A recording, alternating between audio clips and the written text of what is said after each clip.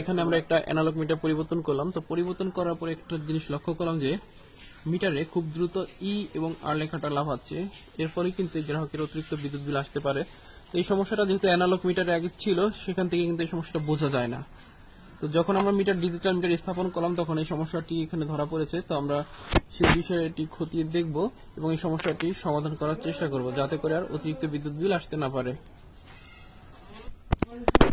তো আমরা এখন এই গ্রাহকের বাসার ভিতর প্রবেশ করলাম। প্রবেশ করার পরে যেটা দেখলাম, দেখুন এই আর্থিং তারটা, এই আর্থিং তারের সংযোগটা মাটি থেকে এসেছে করে।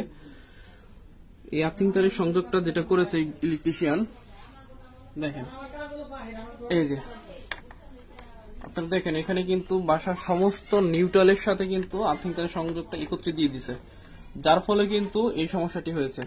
তো আমরা এখন এই সমস্যার সমাধান করতে হলে যেটা করতে হয়, এই আর্থিং তারের সংযোগটা এখান থেকে কেটে দিতে হবে।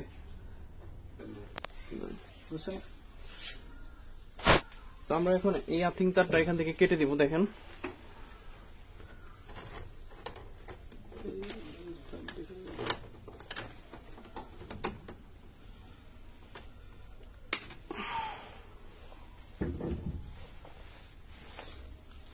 আর্থিং তারের সংযোগটা এখান থেকে সম্পূর্ণ কেটে দিলাম।